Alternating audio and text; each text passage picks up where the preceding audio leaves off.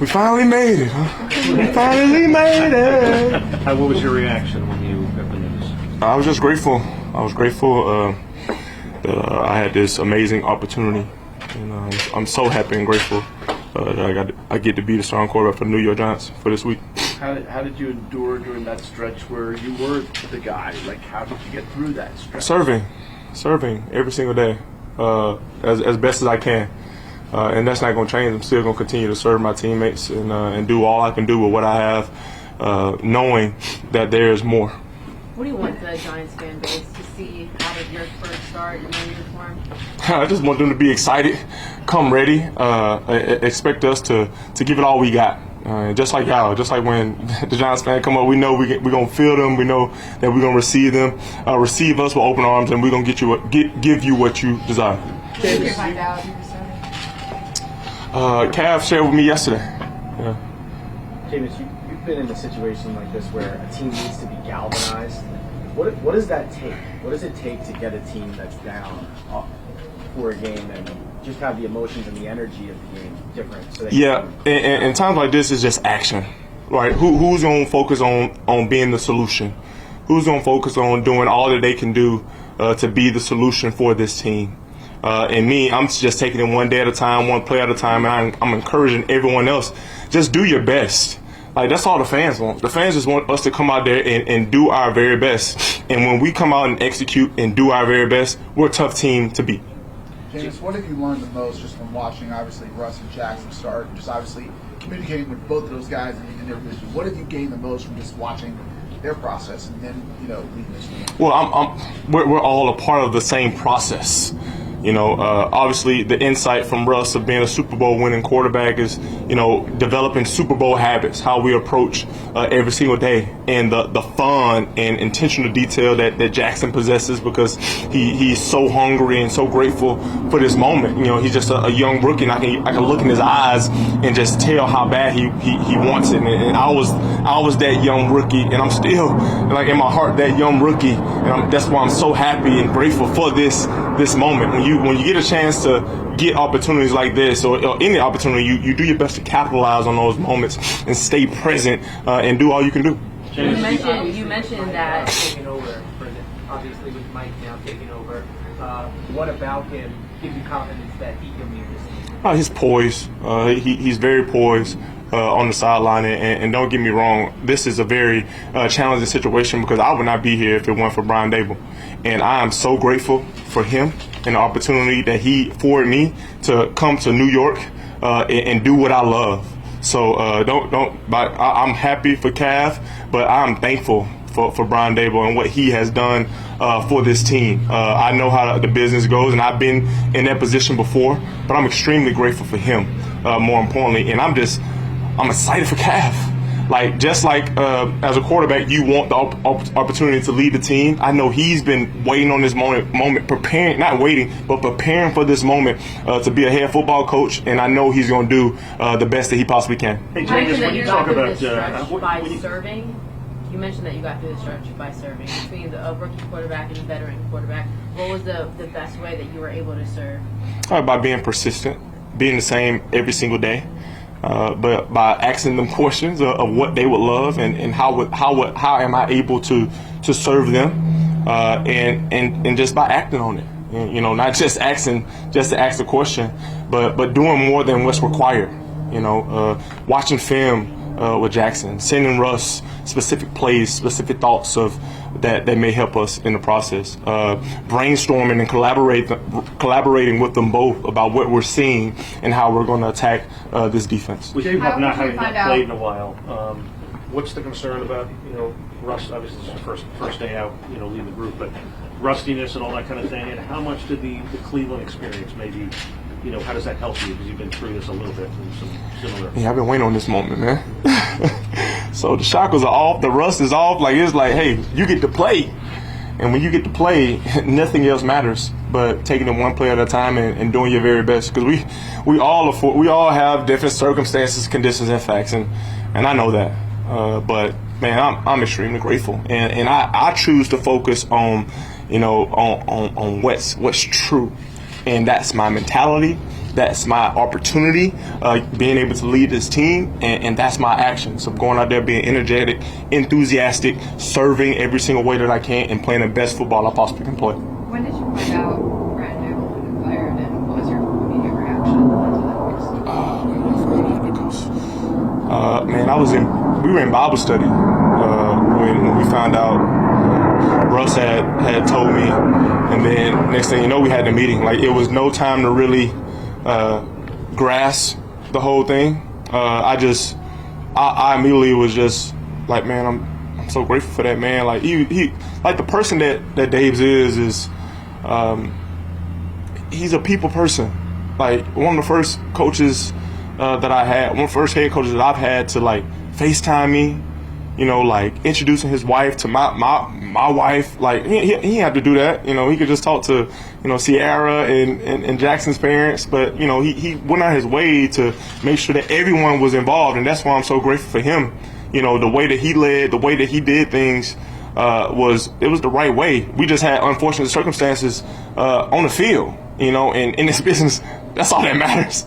Like I tell, you know, Jackson and Russ all the time, it really, like, I take pride in being a great person, but if I don't go out there and throw touchdowns and create excitement, no one will really care. You know, when you think about the grand scheme of things, like, no one really cares unless you are producing and unless you are showing up day in and day out. What do you want fans to know about you? I want fans to know that I'm going to do my best. You know, obviously I'm going to have fun, but I'm going to execute, have a surgical execution, and just play ball, man. Like, this is something I've been doing since I've been 4 years old, and I just get to do it in the greatest city in the world. I'm going to be saying it with my son. It's the greatest city in the world. Yeah, that's a Hamilton reference if y'all don't know. Yeah, 10-year reunion. You know? That you're in a Bible study. Is that with Russ and other teammates? Yeah, that was all our teammates that attend weekly Bible study. Yeah, and that's when we got the news. You know, and I'm so happy and grateful I was in that position, because I was in a state of gratitude and of deep listening. You know, and like I said, it happened so fast when the decision was made and we were made aware of it, that I really didn't have time to really think. You know, I just thought, like, okay, there's a seed of good in everything. And I immediately just thought about how grateful I was for Brian Daboll of believing in me to seek me and give my family a chance to be in New Jersey and New York and experience this. And now I'm the starting NFL quarterback. James, so the spot that you're in right now in your career, there was a possibility, if nothing happened, maybe you wouldn't play another game. Did you ever think about that at all? No, I never thought about that. No. Yeah, I never thought about not playing another game, because that's what I attract. And every time I'm on the sideline, do you see me on the sideline? I might not be on the field, but I'm playing the game. You know what I'm saying? And that's just the love and passion that I have for this game, man. Like, I'm always playing the game. Now, I might be not playing the game physically. You know, don't you say that. We're not speaking that into existence. But I'm playing the game. Every single game, I'm out there prepared to play. Jameis, you've been a great support system for Jackson. You've talked about how being here with him, for him, from the summer, obviously is a tough thing that he's going through right now, and the protocol out of people's control. How does that move forward for you? I mean, do you view this Sunday as a one-shot deal and saying, you know, we know Jackson is the future, we want him to be here? How do you approach that? Yeah, I view Wednesday as a great day to talk to the media and address that I'm the starting quarterback for the New York Football Giants. I view Thursday as tomorrow, so as Friday, Saturday, and Sunday. And when Sunday arrives, you know, I will be very grateful and present that I'm able to be the starting quarterback for the New York Football Giants. But until Sunday comes, I won't really have an answer for you about how I will be feeling on Sunday, besides energetic, enthusiastic, and grateful that I'm the starting football quarterback for the New York Football Giants. That's the unfortunate part about this game, this business sometimes, is, you know, those 1 minute, last second games and last quarter games, you know, we got to win them. Russ, what was your reaction when you? Regret with what happened with Coach Daboll? Do you feel like, not you personally, but as a team, do you think there's a sense of we let them down? I think we all wanted to win. I think we all want to be able to be successful and do all the things we're capable of. Obviously, we showed that, I think, in those games. To lose 4 games on the road in that fashion was tough. It's just games that we, like I said earlier, we could have won and should have won. We actually were leading in, and that's tough to lose those. So I feel like we all wanted to do that for us and our organization. Hey Russ, when Calf said that you were not going to start on Sunday, what was your reaction to that? Obviously I want to play, but also Jameis has worked his butt off, to give him a great opportunity. He's a guy who's played in this league for a long time, and he's one of my closest friends. I know he'll do a great job. I'm going to help him prepare the best way possible. I'll be ready to go.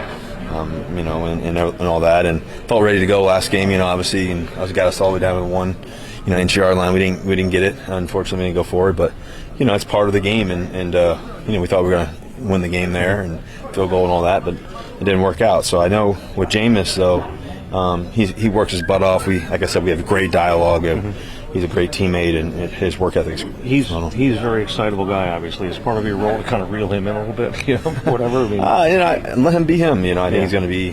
He's got to play a lot of ball, like I said, and he's just like I said, a great teammate. He can spin the rock. He can do a lot of great things. He's a great leader for us. We're going to support him the best way possible. Given the way the season has gone, how different has this journey been with this team since you signed and you expected to be? Yeah, I think what happens in football is there's this period of time of 3 months in the season, especially early. Like I said, I think you think about certain plays, certain moments. I go back to the Dallas game. We score 24 seconds left. They got a field goal kicker that can make a 70-yarder. I don't know. He probably made it from 80, and it's just like, okay, tough one to lose. And then the Saints game, when we turn the ball over 5 times in a row. It's hard to win football games, but we still feel like we had a chance in that game. And then Denver, obviously, we're ahead in that game, should have won that one. And then this past week, so that changes those 4 games that we felt like we should have won. Changes everything. You're 6-4, something like that. Yeah, 6-4 with those, and that's the reality of football. Sometimes it goes your way, and sometimes it doesn't. I remember being in a year in Seattle. We won. I was fortunate to be able to win 9 games by scoring a lot of points, but it was all 6 point, 7 point, 8 point games, something like that. All close games, and that's just the shift. And so I think that to be able to capitalize on that, I think it's just the final details and all the little things we got to do right. Ross, you mentioned the season has gone. Sure. Given the way the season has gone, is this a place you still want to be? Yeah, I love it here. I love my teammates. I just I want to see us turning around. I know God's got a great plan for me. I don't know what it is today, this second as I stand here, meaning that, I just want to wake up and have a great practice today. That's why, I wanted to have a great practice today, zoned in on that. I want to see it through. I haven't asked for a release or anything like that. I want to be here, but I think for me, I just want to get better every day, and I still want to keep playing football. I love it, obviously, and I feel like I still got it. So that's what I want to be able to do. Russ, you mentioned that you got all the way down to the 1 inch yard line a week ago. How close the Dallas game was. You were in a couple other ones where you were starters. Do you feel like you're not out there for matters out of your control? That you're not. Sorry, say it one more time. I'm not out there. What? For matters out of your control, outside of your playing ability and what you've done on the field. I just want to make sure I'm answering your question the way I need to. When you say that matters out of my control, what do you mean by that? So, for example, there's 2 ways you can not play. Struggles on the field, your performance is why you're not out there, or things outside of just your own. Yeah, I think it's a collective part of it. I think I always want to be able to play better, find more touchdowns, find more moments. I feel like Washington game we had some contested plays and just they didn't go our way. Could have made a couple more plays here and there. The game is still close and tight. And we're down in the red zone the first time down there. We tried to do a cool play down to Marcus, and it just didn't work. And then they make a couple plays down there, and it's just how the game goes. It's about winning. It's about it's not about anything else other than that. For me personally, it's just finding ways to win. We weren't able to do that. Dallas, I thought we were able to find. A couple times we were able to find a way to win, but we didn't win it. So that was the unfortunate part. And then Kansas City, same thing. I try to, take a shot down the field, a couple times, and they made a play, and so that's just, I'm never going to be gun shy, in that sense. But I think going back to your question, I think the competitive juice of me is, always wants to be out there and always playing and competing. But I think, like I said, I love this team. I love the guys we have. I think Jackson's done a great job stepping in. I hope Jameis does a great job stepping in. I'm going to do everything I can to be a great teammate and a great leader. That's either on the field or on the sideline, whatever that may be. And just, I love the game. I'm obsessed with it, man. I'm obsessed with it. I just want to see us win. I want to see us, celebrate in the locker room together,